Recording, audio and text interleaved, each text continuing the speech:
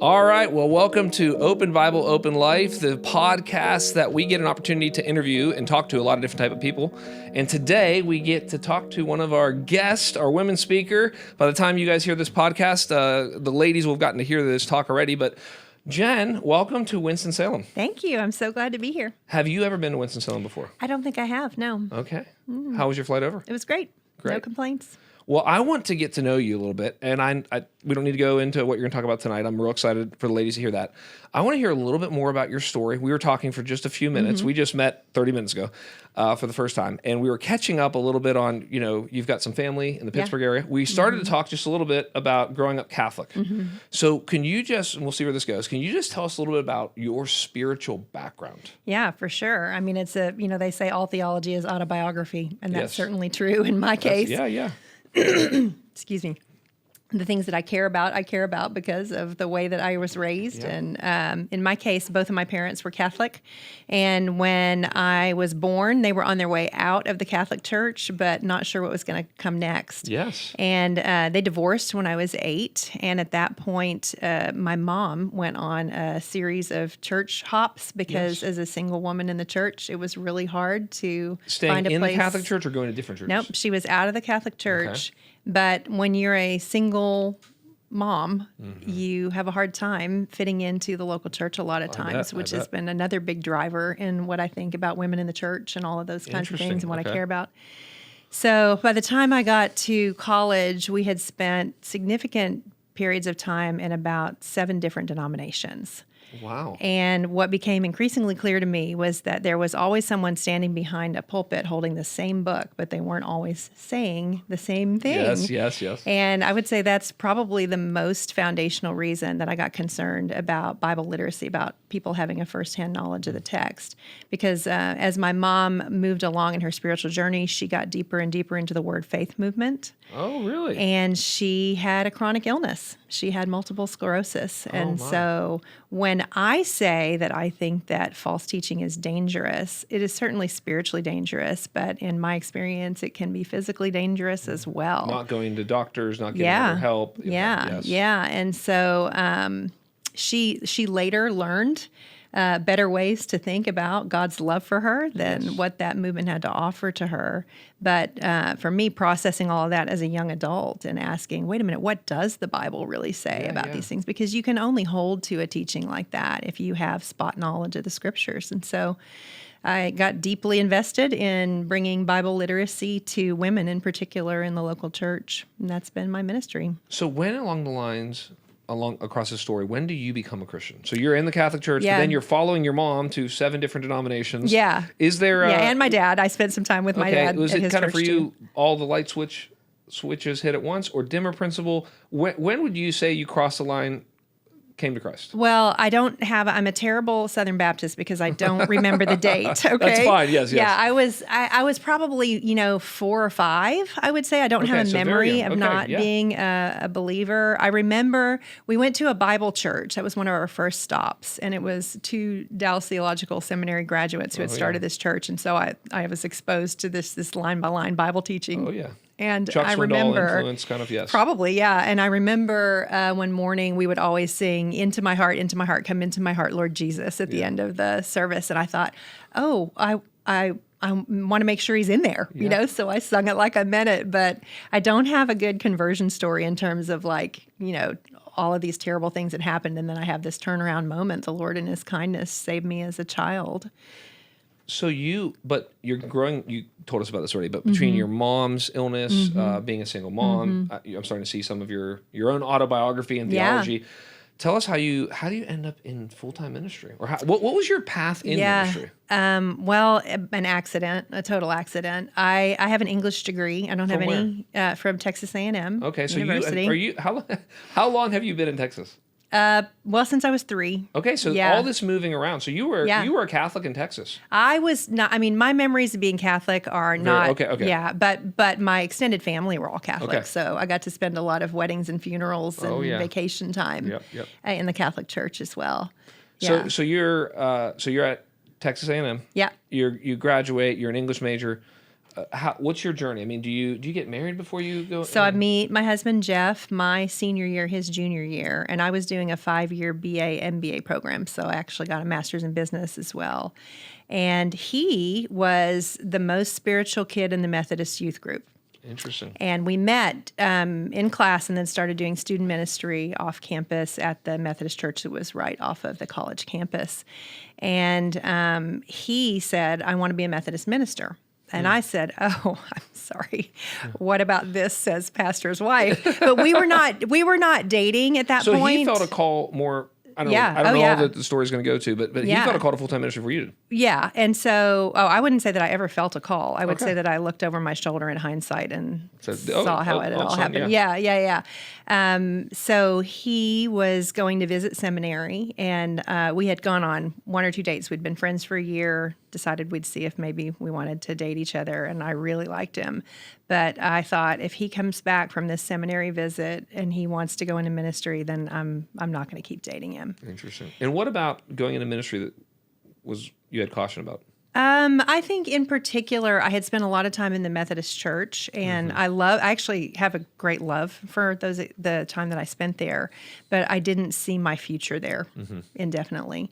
And I think that he hadn't yet grappled with some of the theological implications of that choice, because that's just where we were in life. Yeah. And so at this point, I'm still trying to find my way out of word faith stuff, so we were both encapsulated in that a little bit yourself? Well, when your parent is really invested in something and you're still being formed by that. I think for a long, I remember the two of us, when we were dating, my mom told us to go to a Benny Hinn event, and we went, and he blew on everybody, and we didn't fall down, and had to figure out what to do with that, so I've seen some things, and if we can pause for a second, can you define the word faith movement? How would you to maybe our listeners who would say, I don't know, what are they talking about? How would you define that movement? A lot of people probably know it better as name it and claim it, like basically, or gab it and grab it. Yeah, that our speech in particular has supernatural power to impact the world around us. It's like positive thinking meets spirituality. Yeah, so like an example would be, I had a cancer diagnosis when I was 27,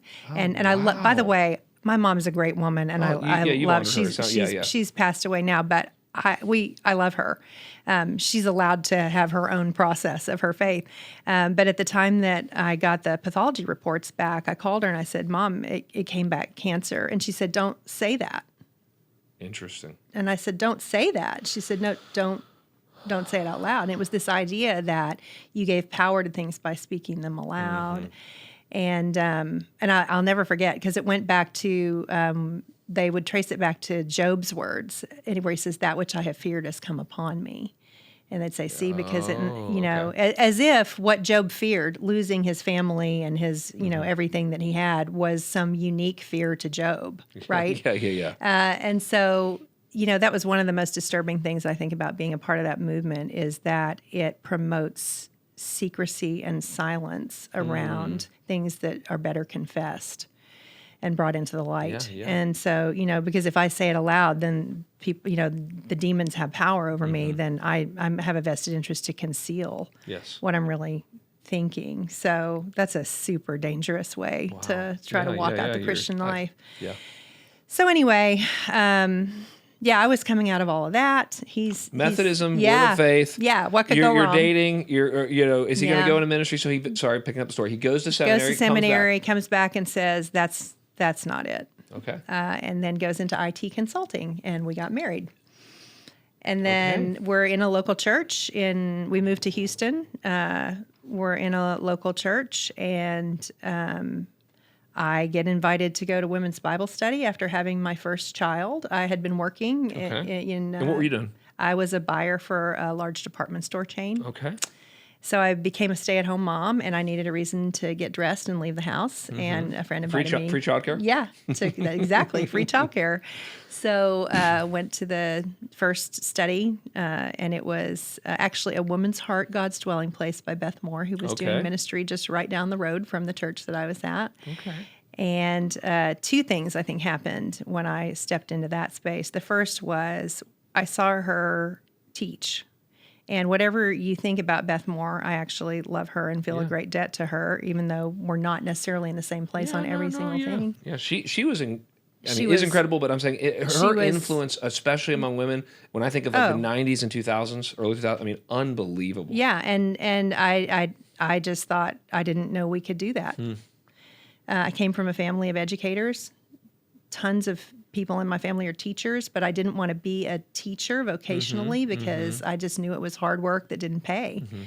And so then my husband teases me, so then you taught for free for 25 years, which is true. I was talking too much in my small group, and Jackie Jackson, who led the women's space, ducked her head into the small group that I was leading and said, "Can you come out here for a second?" And I thought, uh-oh, they're sending me home. And instead she said, "Have you ever thought that maybe you have a teaching gift?" And I have wondered so often what would have happened if she hadn't done that, you know? I heard Dave Ferguson, the guy up in Chicago, pastor in Chicago, he said the four most powerful words that you can say to somebody is, "I see in you." Yeah. And that's what sounds like what she said to you. Oh, I would agree. It wasn't that I didn't... It changed the trajectory of... It's funny, when we had Lee Strobel on here, he said the exact same thing. Yeah. He said someone had asked him if he would ever teach. He said to me, if no one asked me that, I would probably still be a greeter at Willow Creek. Yeah. Nothing wrong with that. Oh, I can totally relate to that. And ever since then, I've just thought, who do I need to say that to? Come on, yeah, that's good. I just read David Brooks' new book. Have you seen this book? What's it called? It's called How to Know a Person. Okay, my dad was reading it. Oh, was so impacted by it. Bought it for our whole family. I'm like proselytizing for the whole family to read it. It's a great book. Yeah, and he talks about this though. He talks about, so that is the power of speech, right? It's not this supernatural, invoke the demons or angels things so much as it's tell people what's true. It's powerful. And then the Lord, the Lord testifies to it. In their spirit. I really think that. So she did that for me, and then she said, "Would you substitute in my Sunday school class?" And her Sunday school class was filled with people like my mother. No, so when you say that, people believe in the Word of Faith movement? No, it was single moms. It was women who were coming to church without a spouse for one reason or another. Oh wow! So either because their husband wasn't a believer, yes, or because they were widowed, or because they were divorced, yes, or never married. They were the oddballs who didn't fit into the typical age-graded, yes, life stage-graded yes, Sunday school class at the church, and no one cared about these women. And they just didn't care about them. And it was a benign neglect. It wasn't like, it was just that they were not really seen in the church. And I showed up to teach. And did she tell you what to teach on? They were going through the 1-year Bible. Okay. And so I taught whatever the passage was that week. And then I filled in 2 more times for her. And then she left the church and asked me if I could keep teaching the class until they found a permanent teacher. I was 29, and all of the women in the class So were you pick up and you older. do through the Bible every week with these ladies. That's right, because so of course you are the original Bible recap. So I get taught. Tara Lee and I are friends. Well, I didn't know that. I'm not surprised by that. But yeah, I think of the influence that Bible recap has had, particularly with women. Just with that, the amount of women in our church who have never read through the Bible. Oh yeah. But with that podcast and then her books and my wife's done it 3 different times. Yeah. I mean, just Yeah, and that's what we need. We need a little accountability and a little structure. That's right. And so Jackie left, put me in the sub position, and I taught the class for 8 years. For 8 years. Yeah. Okay, this is in Houston. In Houston. Okay, you're doing all this for free. This is all volunteer. Yeah, and I start teaching midweek Bible study. Okay. And before I got the nerve up to teach midweek Bible study, I taught a flower arranging class because I wasn't sure anyone would actually let me teach the Bible. So if you need that. Okay, there you go. So what are you like? Okay, so once it's over, we're gonna jump around here, but I want to hear about your teaching, your writing. But here you are, you're a young lady. You are new at teaching the Bible weekly. Yeah. So what do you once it's done? You're doing the Bible in a year stuff. Do you just continue that, or are you like, I want to go through a book? How do you begin to develop a philosophy of teaching? A philosophy of teaching. Well, so I like the Bible in a year, but that's a sprint, and I also like the marathon. Yeah. And it's really good to get a sense of the whole sweep of the Bible. But one of the things that I didn't love about the 1-year Bible, and this is a preference, it's not law, is that it did New Testament, Old Testament, and Psalms. And so it was too choppy for me. I felt like it was too hard for people to toggle back and forth. And so once we finished the 1-year Bible cycle, I thought, oh, well, let's do a topical study. And then I pretty quickly realized that you were constantly going to be going back looking for the next 6-week or 8-week study, and also that those studies could only accomplish so much because they're cherry picking, and that's what they're supposed to do. Yeah. But also, I was at this point, I'm in charge of the women's ministry. It's kind of a long story. And I'm vetting. So you go midweek, now you're in charge. I'm vetting curriculum for between 10 and 12 studies any given semester. And that was when my heart really began to break for the state of resourcing in what I affectionately refer to as the estrogen pond that is women's ministry. It was very clear to me that women were expected to show up and feel, but not think. And that most women had lost any concept of themselves as learners. They thought that they were supposed, no, even if they had a vocation during the week that required a great deal of thought power or particular skill, they thought that when you got to church, you took off your brain and you brought out your feelings. Yeah. And it was being perpetuated in the way that women were resourced. And can you give some examples? You don't have to give names, but like what kind of material is coming out that you were seeing that you go, come on? I mean, it's still out there. It's almost all devotional. Okay. Women can't distinguish between Bible studies and books. So this happens even with my stuff. I've written books, I've written Bible studies, and people will say, I did your Bible study, none like him. And it's everything I can do to not say, that's not a Bible study. That's a book. Just because it had some discussion questions at the end of the chapter. And so what ended up happening is we had women, this is the most common piece of feedback I get when I introduce them to a study method is, I've been in church my whole life and no one has told me this. Women who'd been in the church for 30 years, 40 years, and they're almost entirely biblically illiterate because they've only ever done studies that were devotional or topical, or studies that did all of the heavy lifting for them and then would ask them a question, but if it gave them any pause at all, would answer it in the paragraph that came afterwards. Yeah. And so it was very infantilizing. Yeah. And so I'm always motivated by justice. That's my big thing. And there was an injustice that was happening, and that was pretty much it for me. I was going to try to make sure that women were receiving resourcing that was going to contend for their minds as well as their hearts. I love it. I was doing this leadership development thing, and they asked two questions. They said, what gets you up in the morning, and then what keeps you up at night. Yep. And so in this conversation, I'm hearing both from you, like in the sense of like, man, I want to teach the Bible, and I forget. Oh, you saw Beth Moore teaching it. You're like, this can be done. This can be done well. This can be done. Someone with my personality or whatever temperament can do this. And then you go Sunday school. You go midweek. You lead women's ministry. Okay, what's next? We move. You move. So you're in Houston and you leave. Yep. Why been at the church for 13 years. Or does your husband, or what happens? We had this is a part of the story that is important. We had 4 children in 4 years.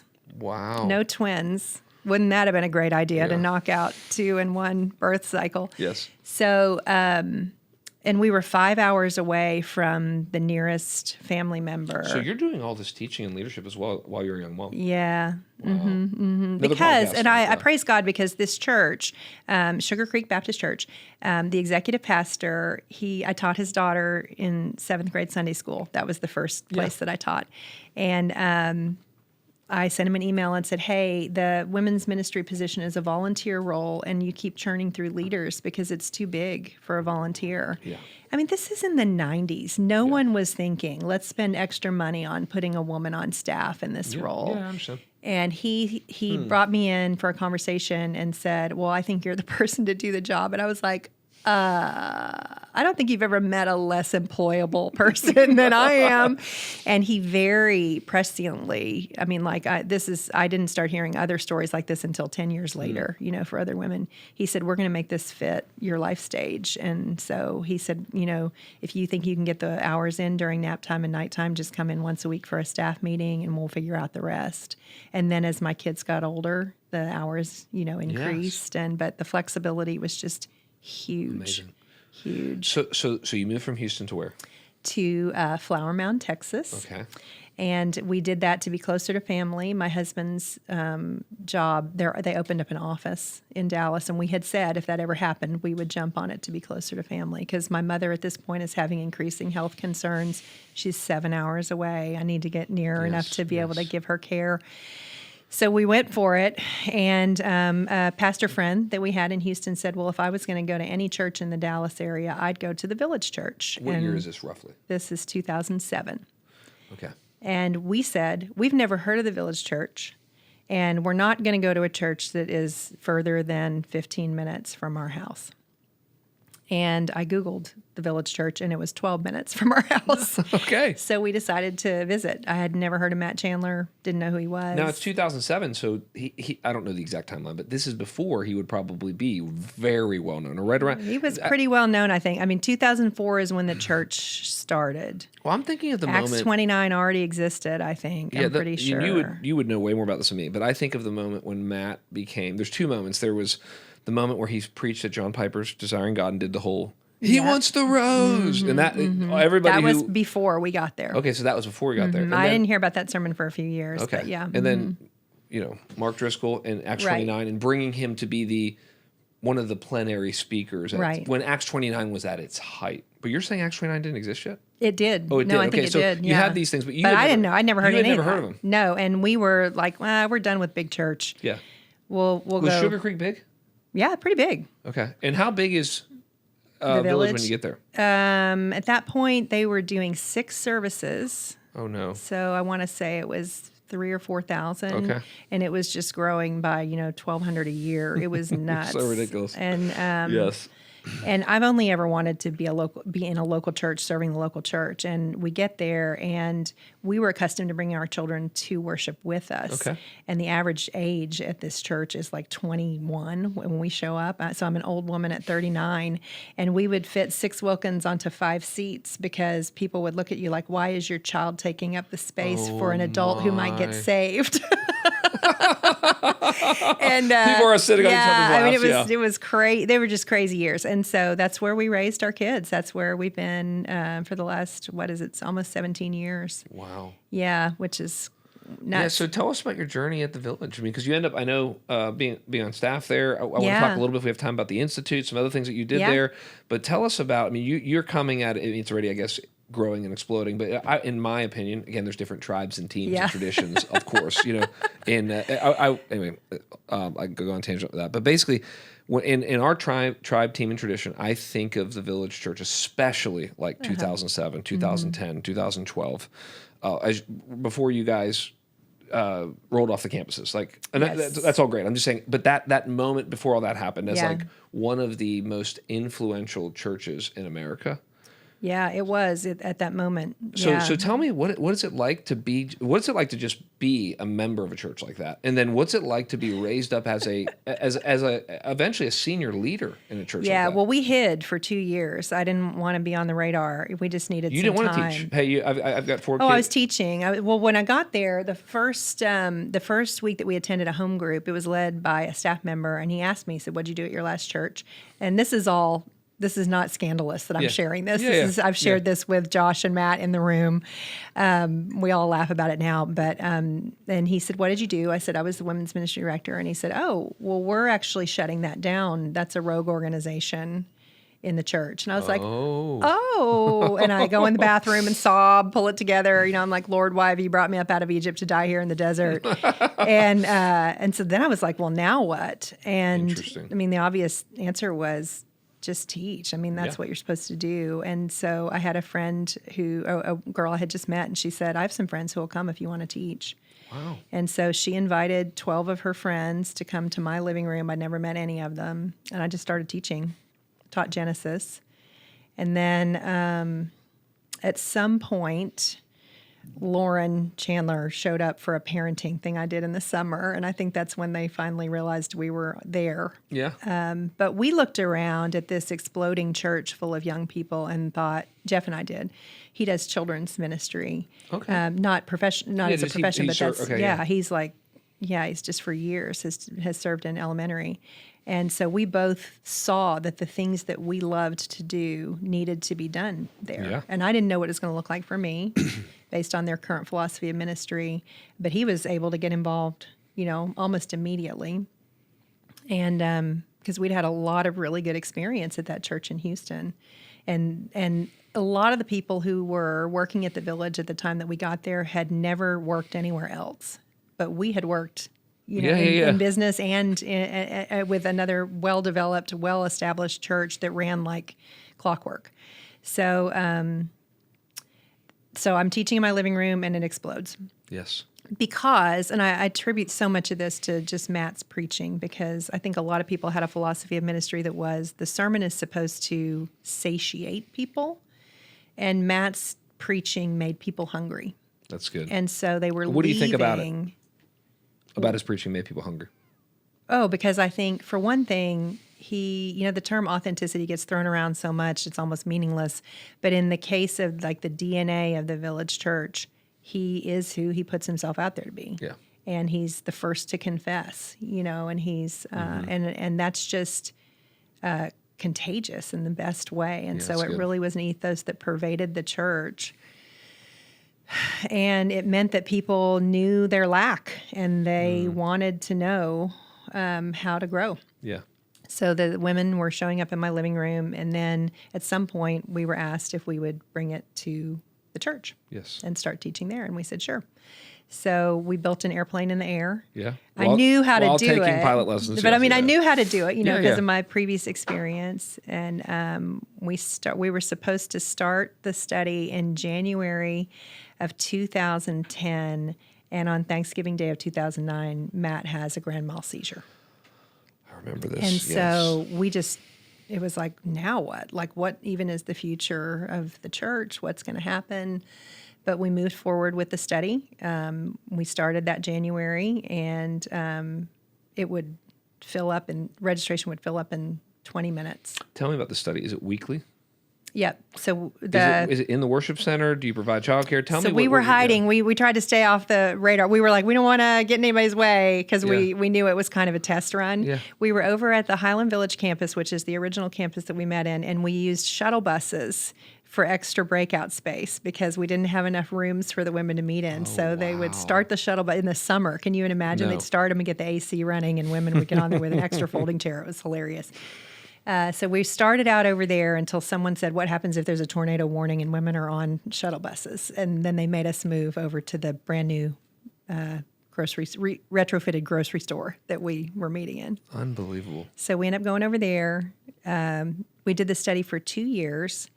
And then with all of the exploding growth that the church was experiencing, the staff were feeling overwhelmed and like they didn't have a good strategy. And so I'm going to oversimplify things. They read a book called Simple Church by Eric Geiger. Yes, yes. And they cut everything that wasn't weekend services and home groups. Wow. And so I had to go and shut down the Bible study. Wow. And it was awful. Oh, my. How long had it been going? 2 years. The women were not happy. Not happy. And I obviously I did it respectfully. I mean, and I told Josh and Matt, I said, hey, you have the right to make this decision. We have a philosophical disagreement on how discipleship happens. Mm-hmm. I love community groups. I don't want to go to a church that doesn't have them. Yeah. But they can do some things and they can't do other things, And so they said, we respect that. And I said, I don't lie in bed at night, like you just said, wondering what the Lord has for me to do. And I need to know that I can go and do it without there being a narrative that I'm going rogue or that and they were like, no, we love what you do. Please go do it with our blessing. And so I built the whole thing in the community and taught for 6 years at the Methodist church that you can see out the door of the Village Church. No Yeah, way. they offered to host us. So we had 850 women who were coming. Meeting weekly. Morning and evening at the church. You would teach the same street. thing twice? Mm-hmm. So you would teach, I'm guessing, to maybe more moms are able to come during the morning session. Yeah. And some women who are working come at night. Mm-hmm. Wow. You do that for 6 years. Okay. What happens then? I was on the communications team because my husband said, it'd be good with 4 kids going to college at the same time if you could bring in literally any form of income. Because he had faithfully underwritten Jen Wilkin Ministries, et cetera, for all those years where I'm just slogging away. Wow. We're over at the Methodist church. We took up an offering and gave it to the church. It wasn't like anybody was making any money off of it. And so I took a part-time job on the comm team, making $12.50 an hour. Okay. helping with project management, and then later editing the blog, and going across to teach every Tuesday and walking back across the street or driving back over to go to work. It was a very strange period of time. And then in 2015, they hired a guy named J.T. English. Yes. Out of Southern Seminary. And you guys are good friends and have written We are now. But the first thing I see is a video of him talking about the Bible literacy crisis in the local church. And I had two simultaneous thoughts. The first one was, are you kidding me? A 29-year-old biological male is who we can hear this message from. Yeah. And the second one was, are we finally going to do this? Because I wanted it for my church, you know. And so they hired JT, and he lured me back across the street with the Bible study. Okay. He's like, we need this. Yeah. We need to have men's and women's Bible study. And I don't know how to do this part. I know how to do the theological training part, but I don't have experience in the Bible study area. And so we built the Institute for Adult Education. Wow. Yeah. Tell me the components. I was on Village's website earlier today just looking at it. I saw there was core, I'm going to get this wrong, but there's like core training. Core classes. Core classes, I'm sorry. There's training and there's Bible studies. So there's core classes, the training program, and Bible studies. Can you talk to us about this? So it follows a scope and a sequence. So core classes would be the entry point. Okay. But they're a one-off. So there's Christian story, so the story of the Scripture. Okay. Christian belief, which is basic doctrine, and Christian formation, which would be spiritual practices. Yes. And then those are just, you would take them one time. You would learn. How many weeks roughly? Always 11 weeks. 11 weeks. Okay. There's exactly 11 weeks between Labor Day and Thanksgiving.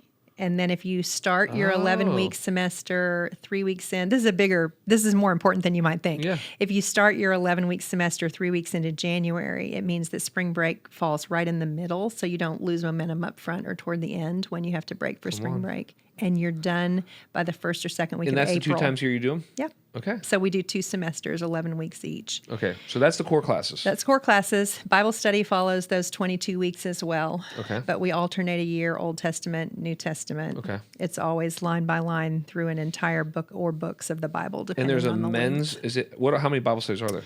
We have, so the men's Bible study has a group that meets Sunday morning and Tuesday evening, and then the women's meets Tuesday morning and Tuesday evening. Okay.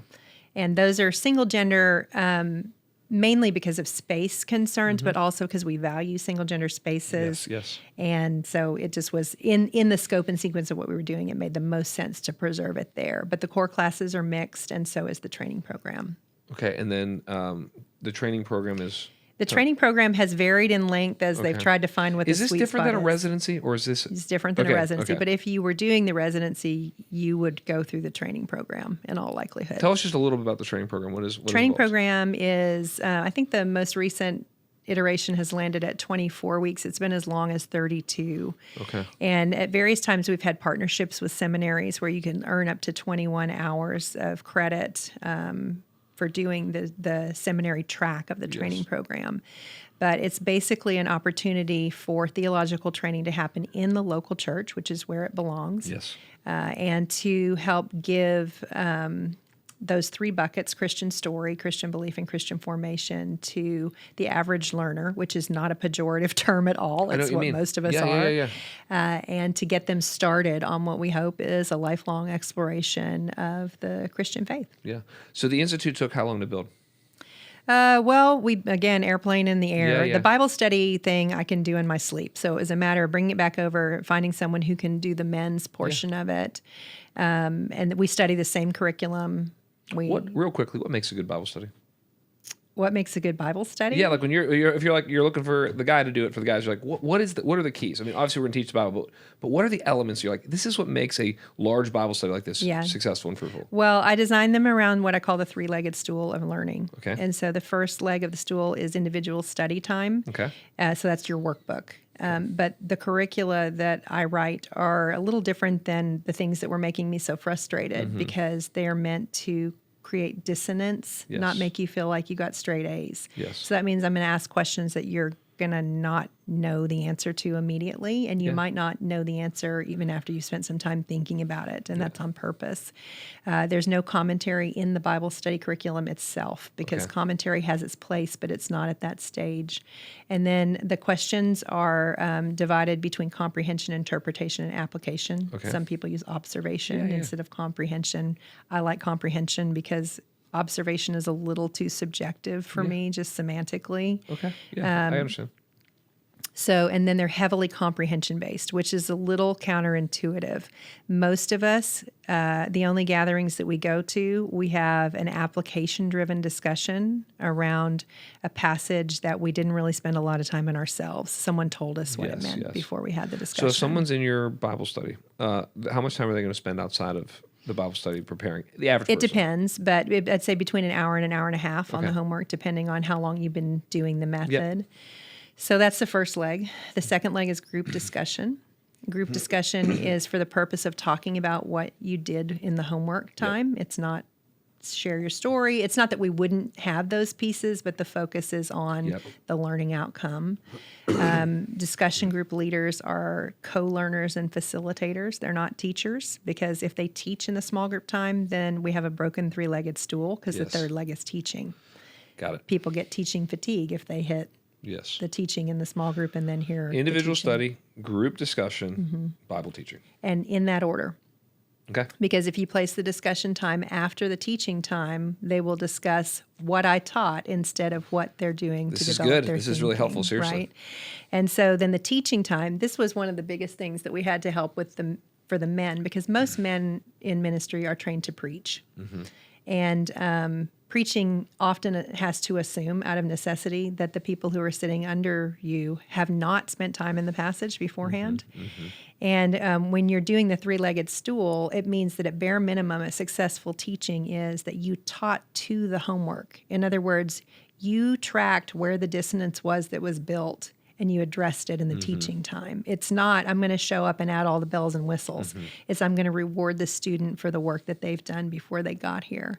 So the language we use to describe it is an active, dedicated learning environment. Love it. It's active because the student partners in the work. So Howard Hendricks, never do for your student what your student can do for themselves, that principle. It's dedicated in the sense that, unlike a community group or a home group, the highest stated goal is not community. The highest stated goal is learning. We know community is going to happen, but that's not what we're aiming for as our highest stated goal. And so once you begin to reclaim learning, one of the ways I've said it a little tongue-in-cheek is when my daughter got a chemistry degree, when she wanted to study chemistry, she didn't gather with a group of her peers and have a feelings-level discussion of the chemistry textbook. Yes. She went to an Institute of Higher Learning that used the three-legged stool. Yeah. So in the church, this is something that we once did, and it's time to reclaim.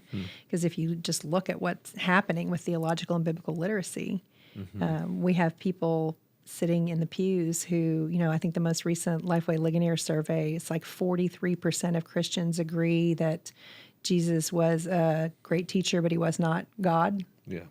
And so, there's a whole list of statistics like that.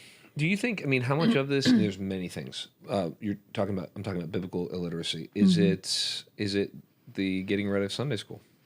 Well, I do think, and many of us can't go back now. Yes, we don't even have buildings or anything that will accommodate it. But I do think there is no school like the old school. I think that what Sunday school was not broken. What the content was, it was being dropped into Sunday school, is what got off track, because we got into a cycle of saying we need to continually lower the bar on what we expect of people, right? It's interesting. I was at FBC Durham. Andy Davis, pastor, is part of the Gospel Coalition anyway, and they do single service there. It's more of a 9 marks type of church. I was there for 4 years on staff, and what they did so well though was Sunday school. Because they had single service, so Sunday school was before service. And they called it Bible for Life, but they had I've never seen this anywhere else. They had a 5-year track for Sunday school. I love it. A scope and a sequence. Yes. So literally you would decide, I'm doing relationships this year, and it's singleness, marriage, parenting. I can't remember them all. And then I'm doing systematics the next year. Yeah. And then I'm doing history the next year.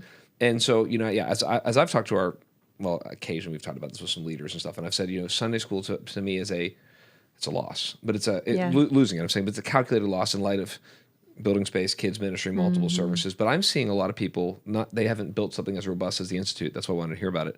But I'm seeing a lot of churches like ours, Summit would be an example, do things like equip seminars. Yes. Or, taking advantage of Saturdays, taking advantage of the summers, Yeah. doing some longer form. Hey, let's do the creation evolution conversation for 4 hours on a Saturday. Kind of, make sense? Yeah. What do you see as next steps churches can take to help with biblical literacy? We're a church of community groups. Yeah. We love that. We understand one of the main purposes of community groups is going to be fellowship. I always say community groups are for alignment and application. We want the whole church talking about... And they're great at for that. Oh, no, yeah. So, but what would be some next steps that churches can take to, I'm trying to find the right word, to better disciple people, to give them more biblical literacy? When you're helping churches and you're giving out ideas or suggestions, what do you recommend? Well, take them seriously and give them a compelling vision. I think that we've bought into this idea that people won't do hard things. We have to put the cookies on the bottom shelf all of the time.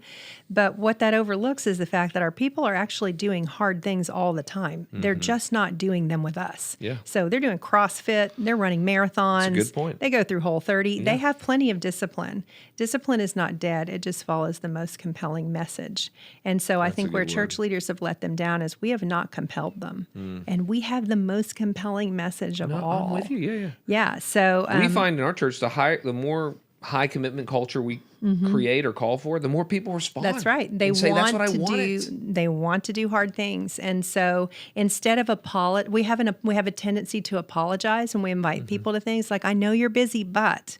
And we need to stop doing that. I agree. And then we need to give them substantive things that are in many cases introducing them to a historic faith that was never, the deposit was not given to them.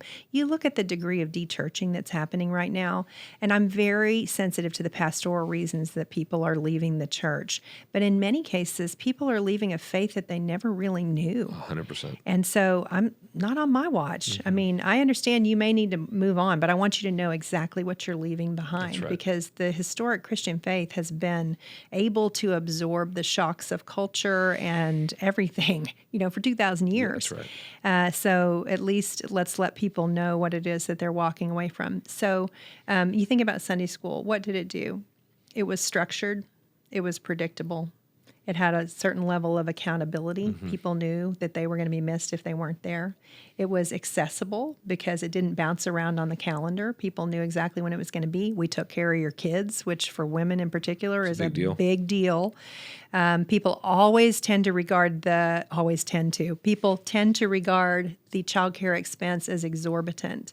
And my challenge to church leaders would be, how much did you spend on your sound system? Yeah. We all have money to spend on certain things. Don't count that out as too expensive. And there are creative solutions too. I heard you guys do vouchers. I was super excited to hear that you've done that for childcare. So what we want to do is, as far as we're able to find workarounds that accomplish many of the things that the Sunday school space did, in other words, removing the barriers to entry that are good to remove, and then raising the bar on what we require of people when they come. And so the more predictable something is, the more likely people are to be able to opt into it. So if you're going to say, you know what, we don't have a Sunday school model, but we do want to offer certain things, just don't let your calendar bounce around any more than necessary. Set a regular rhythm that you can maintain until Jesus returns. Yes. Because when we tinker with the schedule and we're always moving things around, we communicate to people that we don't know what we're doing and we shouldn't be trusted with their time. But when we adhere to a schedule, just like the coach of their kids' travel team does and their CrossFit coach does and everybody else who's asking for time on their calendar, then they say, that's someone I can trust. I can trust with my time. So it's ironic to me that so much of it has to do with mechanics as much as it has to do with the content. Well, I'm hearing how thoughtful. Even here's how we start them. Here's when we end them. Here's how long they are. Here's the 2 times a year we do. I mean, all that's really paying attention to the rhythms of your own community. So, like in Texas, we don't schedule things on Friday nights in the fall because of high school football. It's a big deal. And that's important. It's important for people to be in the community. We don't want to sabotage that. That's right. So it's being sensitive to just people's regular rhythms and then finding our place in them rather than sabotaging the hope that they might come because we placed it at a time that was convenient for us instead of for them. With our little bit of time we have left, I want to talk a little bit about, so you've written a lot of books. I went on the website. Well, books and Bible studies. Bible Okay, studies. so let's put them together. Come on. That's right. So to get, by my brief counting, about 14. Yeah. That were on the website when I looked on there. That's right. I want to ask you this. Why do you think that what you're doing has so resonated with women? I think there's a hunger. I think they, once they know what they don't know, and you know what? Going back to the Catholic beginning of our conversation, my most avid students tend to be current or former Catholics because they've been told someone else needs to tell you what the Bible means. Yes. And what's ironic to me is that Protestantism would reject that at every turn. And yet, in many cases, we have devolved to a similar place where there's an expert-amateur divide, and the expert stands on the platform and tells the amateur in the seats what they ought to think about what a particular passage says. And so what I have seen is that when you give people tools and they begin to learn the skill of using them, it's like anything else. Their joy grows as their proficiency grows. And so, I think about like my son, Matt, he plays the piano beautifully. But anyone who's ever raised a child with piano lessons knows that was not always the case. And the first time that he sat down to practice, he felt dumb and he didn't want to do it. And he didn't do great. But then he came back and he sat down again, and he sat down again, and he sat down again. Well, imagine if I had dropped him off at piano lessons every week for the 10 years that he took them, and his piano teacher had said to him, you know what, actually playing the piano is really hard. Why don't you sit there and I'm going to play music for you so that you can grow in your appreciation of classical music. And 10 years later, he still can't do anything. Nope. Yep, that's right. He's basically a connoisseur of music, but not a practitioner. And I think that's where many people find themselves in the local church today. They've become curators of other people's opinions about a book that they themselves don't know how to read. And when you give them tools and they begin to see, I can grow in my understanding of this, and doing it in community is even better. Yes. Because that's another thing. We've over-messaged the personal quiet time as the sweet spot for learning the Bible. That's true. It is a sweet spot, but it's not the most precious time we have in the Scriptures. We're saved into the church. Amen. And so, theological discussion and growth in literacy is supposed to happen. We always say the Bible is meant to be interpreted in community. Every cult starts with some guy in the woods by himself with a Bible. Am I right? Having his quiet time. That's right. Yeah. So anyway, so I think when you start to give them tools, and it's not immediate. Like when I started that study in my living room and the 12 women came, I think I ended with 3. Because they're used to one thing and they get another thing, and some of them are going to opt out. But those 3 women became absolute evangelists for what we were doing because they could already feel the difference it was making. And that's what happens is over time, it's not an immediate explosive effect, but over time, the people who are gaining benefit from it keep drawing other people in because it's just... It just, the blinders fall off. There's cage stage Calvinism, and then there's like cage stage Bible literacy awareness, where you're like, how come nobody ever did this? Yeah. I know exactly what you're talking about. Cage stage orthodoxy. There's a whole list of them. But that's funny. So, as somebody who speaks to women for a living and is great at it, writes in a way that's compelling, and helps them study the Bible, but helps them apply the Bible to their lives. What are some of the unique challenges women are facing today? Oh gosh. The modern woman. I mean, here it is, 2024. Yeah. How do you speak to them, and what are they struggling with? Social media has given women a million comparison points, Yes. And that's a little of what we'll get to talk about with the women. Just the burden of that, and if you don't have the ability to discern between meaningful comparison points and non-meaningful ones, you'll be crushed. Like just with parenting, I think about how when I was raising kids, I had this one book, and then I had my mom and my stepmom, that I could call. Yeah.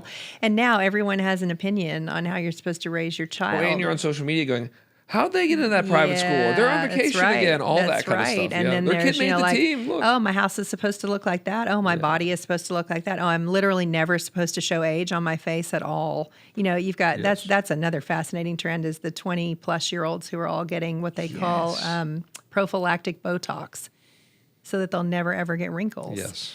And so that's a terrible amount of pressure to place on women. And I'm also, now the book I'm reading is The Anxious Generation by Jonathan Haidt. Everybody's talking about it. I haven't read it yet, but I listened to Joe Rogan interview him for 3 hours about it. And The Coddling of the American Mind is one of my favorite books. Yeah, well, so he talks about how the effects of social media in particular are more pronounced on women than they are on men. Yes. And these are some of the ways. Yeah, these are some of the ways. And so I think it's a very difficult time to be a woman, and never have we needed mothers in the church more. Visible female presences who we can look to as an embodied source of wisdom. And yet what we find is increasingly young women are not looking to mothers, spiritual mothers or physical mothers, for growth and wisdom. They're looking to their peers. That's who's out there as an influencer. Yes. There's not a lot of 65-year-old influencers on Instagram. No, I've not seen any of those. I think mainly because by the time you're 65, you're like, I ain't doing that. But and so what you get then is this echo chamber of youthful people giving wisdom to youthful people. And that feels like a recipe for disaster in about 10 years or so. So, I think there's an urgency around women who are older in the local church having meaningful embodied relationships, or as Jonathan Haidt would put it, synchronous interactions with other women to help them in what it means to be a woman and to fulfill the roles that we have to fulfill, whether that's professionally or personally or vocationally. And so you had so many good practicals about how to have a Bible study, all the three-legged stools. Do you have any practicals, any hacks, any steps for women in our church, whether they're wanting to be discipled, mentored, wanting to invest in somebody younger? Like what are some practical next steps? For mentoring in particular? Yes. Oh, yeah. I mean, I told you I was the wise older woman at 39, whether I wanted to be or not at the everyone's village. 22 at the village. So like you got like a target painted on you and you're just trying to hide all the time, which is terrible. I'm probably not even a Christian for saying that. But but I think some of it is that, again, you need some structure. It can't just be, hey, will you meet with me? And then we don't have any sort of idea of what we're going to do or how long it's going to last.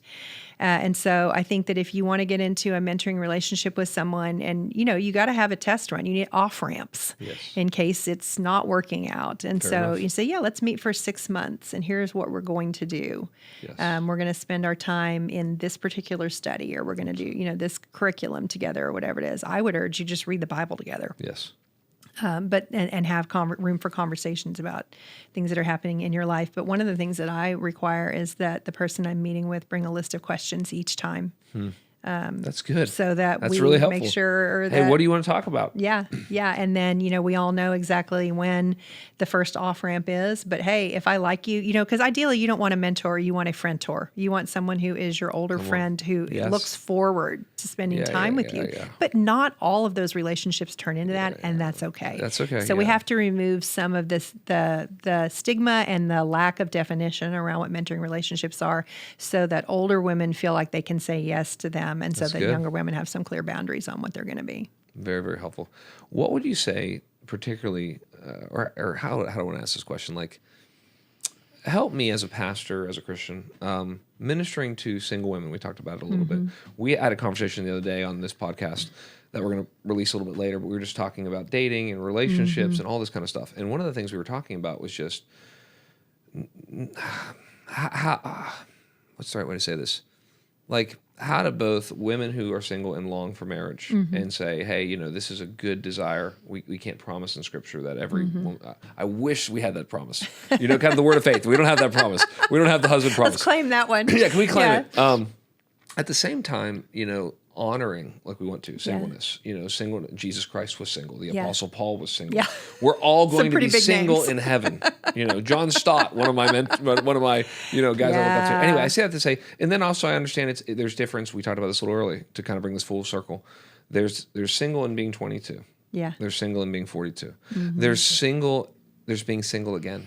There's being single again because of death, being single again because of divorce. You mentioned getting kind of your ministry started in large part ministering to these types of women. Can you just spend a few minutes? That's a big topic, but just help us. How do we, as much time as you want to take, how do we minister to single women well, give them like hope and prayer because they so want to get married, and And at the same time, say, as Paul said, it's a gift, but we know it doesn't mean present. We mean divine enablement. But talk to that. Well, I think that it's a bigger issue than just ministering to single women. I know there's been conversation about how we've sort of over-messaged the significance of marriage in the church, that we just can't stop talking about marriage. And I think that's fair. Yeah. But I think that the real issue with over-messaging marriage is that we have stopped talking about brothers and sisters. And when you look at the overarching paradigm that we're given for the church, yes, starting in Genesis and really going all the way to Revelation, I would argue, and others would say, that the metaphor we're given is the church as the family of God. Yes. I think it's the primary metaphor in the New Testament. I do too. And so, but what we have said is, yeah, brothers and sisters, but also really men and women can't be friends, right? We've taken when Harry met Sally theology and we've dropped it into the church. And this is a product of the culture at large. The culture at large has lost its concept of friendship almost entirely. So if you go to your middle school and your high school gathering, you'll find that there are students there who have completely bought into the idea that any strong emotion for another person, whether of the same sex or the opposite sex, is either romantic or sexual. Oh, that's why they don't want to have, okay, got it. Makes sense. Yeah. Okay. So friendship, that's not, if you feel a strong pull of friendship towards someone, that's not even a category. Any strong emotion toward another person is sexualized or romanticized. Interesting. And so I think more than ever, we need in the church to be saying, you know what? We actually think that men and women can be friends. We think that they must be because they're supposed to be a friend who sticks closer than a brother. And so then you ask yourself, does the way that we structure our church look like that? Or do men see women as liabilities? Do married women see single women as a threat to their marriage? Do you see what I'm saying? Oh, yeah. Or do we understand the New Testament one another's to mean not that the men one another over here with the men and the women one another over here with the women, but that we're actually supposed to know each other beyond a fist bump. Yes, yes. And so, we've done a lot of talking about how risky it is for there to be male-female friendships. Yeah. And I worry, it's not that there is no risk, it's that all relationships involve risk. That's true. And there is also a great risk when we lack those friendships. Yes. And that's something we never talk about. Yes. And so I think that one of the reasons that it's hard to be a single woman in particular in the church is because you're a threat to another woman's husband. And that's coming from the culture. That's not coming from Scripture. Yes. Well said. So I would love for us to reclaim, and I'm not talking about doing stupid things. You're talking about practicing hospitality. I'm talking about practicing. I'm talking about actually seeing each other as spiritual siblings. A sibling, by definition, does not sexualize or romanticize the other. Yeah, that's right. They root for the other, and they actually begin from a place of sameness. You're my family. That's the other thing. I think we've over-messaged difference. I understand why we're messaging difference loudly at this time when we talk about men and women. Oh, yeah, okay. But there's such a thing as over-messaging it. Anytime you see someone, and if you think men are from Mars, women are from Venus, it means that you will objectify the other, not see the other as someone who you are to walk toward. And the Bible's first word on men and women is actually not difference, it's sameness. Yes. That's what we see in Genesis chapter 2. So we should talk about difference, but not at the expense of sameness. And so I think when a single woman is seen as other before she's seen as same, then it complicates issues for her in the local church even more. That's good. We're about to close. Quick round of real quick questions. What is your favorite book that you've ever read? My favorite book that I've ever read? Yes.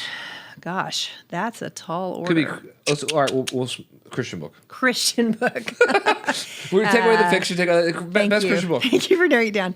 The Knowledge of the Holy by A.W. Tozer. Okay. Yep. What is your favorite book that you have written? The one that I think that I was supposed to write? Yes. Yeah, it's None Like Him. Okay, so of all your books and Bible studies, that's why? Because I read The Knowledge of the Holy, and... Okay, so that's connected. There we go. It is connected. The Knowledge of the Holy, and then I read Arthur Pink's Attributes of God. Yes. And then I read Stephen Charnock's Existence and Attributes of God. And I And wanted... I'm guessing J.I. Packer's Knowing God at some point? Actually, no. Okay. I read it later. Okay. This is so embarrassing. Do you know when I read J.I. Packer's Knowing God, I was asked to endorse the anniversary edition of it. And I had never read it. Well, when you're naming the other ones, I just thought. So I went back and read it so I could give it an actual endorsement. Yeah.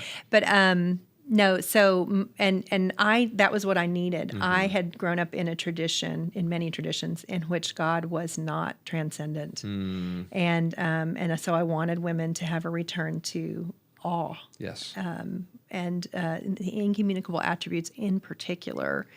One of the things that struck me the most was that when we fashion an idol, it is related to those. In other words, when we want to sit on God's throne, it's because we want to take. You think about God, what does the serpent say to Eve? He says, God knows that on the day that you eat of it, you will become like him. But that's a super weird thing to say because she's already like him. That's right. Which means that what he's offering is a way to be like him that she's not created to be. And that's what the incommunicable attributes are. So the reason we all are hooked on our cell phones is because what do they mimic? They mimic omniscience. The reason that we like FaceTime is because it mimics omnipresence. Yes. And social media does the same thing. Social media tells us that we can maintain an unlimited number of non-face-to-face relationships. Wow. And that's something that only, these are some deep, God can do. That's good. Right? That's and so when that insight hit me, I was like, that is deep. I want to talk about, I had not seen the incommunicable attributes brought down to a practical level. Like, how does this, how am I living in a lie because I'm striving, I want something, like immutability is another one. If you've ever heard someone say, that's just who I am, I can't change. False. Ooh. You are not God. You can't. Yeah, that's right. So that was the book I could not wait to write. I had taught it several times and was really excited to get it. So I don't know if it'll be everybody's favorite. No, I love it. Okay, last question. Okay. What is the book you're going to write next? or you know, if that needs to be with your publisher, that needs to be quiet. But basically, if not, okay, just tell me. What I is have a couple of ideas. One of them is to write on the women in the genealogy of Jesus because they are some of the most mistreated women in and surprising all to find of commentaries. That's right. The commentaries are incredibly hard on those women. We're often told, you know why these women are in here? Because it shows that God can use anyone. And it's like, oh, have you not read the names of the men that are in the genealogy? Because those are some scorchers. That's right. But sure, it's the women. So I have, again, justice issue. I would like to write that. But then the other one that I'm really thinking about is I have a low-level obsession with chiasms in the scripture. Yes. And I know people make fun of that. It's like once you start seeing them, you see them everywhere. Yeah. But it occurred to me that maybe the reason the ancient Near Eastern mind liked that parallelism so much is because it is the shape of life. There are so many similarities between beginning of life and end of life. And then I started tracking those in to midlife. So there's you gain freedoms. You're full of potentiality on the one side, and then on the other side, you're relinquishing freedoms and potentialities are decreasing. It started when my mom passed away. Wow, I sat at her bedside, and the hospice nurse said, you can coach her through this labor. Wow. And then there was a giant exhale and a crashing silence. And I thought, that's interesting because you have a giant inhale and a loud scream at the beginning of life. Yes, you do. So I started thinking about that because we live in a culture that only values the first side of the chiasm. 100%. People don't even, I think the average American doesn't think they're ever going to get older than 40. I mean, they don't live that way in their 20s and 30s. No, that's right. And so what I want to talk about is, the words in Psalm 90 of Moses, teach us to number our days that we may gain a heart of wisdom. I love that. Because I think that's what midlife, the center of the chiasm, gives you an opportunity to do, is you can look behind you, and if you've paid attention to how you've made your way in, you're more likely to be able to walk your way out. Yes. So I started thinking about it because I was a deep idea. Thinking about the fifth commandment, honor your mother and father. And that's, we don't honor Well, the elderly in general, what we're talking about. You're right. That's I don't know right. if you ever heard the joke that Jerry Seinfeld says about your first birthday and your last birthday. No. He said it's Seinfeld. He says your first birthday and your last birthday are the exact same. You're wearing a diaper. Everybody else is more excited, and somebody else blows out the candles. That's right. It's like, That's right. He could write this book. He could Jen, write the chiasm. thank you for, in the midst of your schedule, thank you for coming to Two Cities. Thank you for Absolutely. speaking to our women, and thank you for taking some time to be with me on the podcast. Thanks so for the much. great discussion. Yep.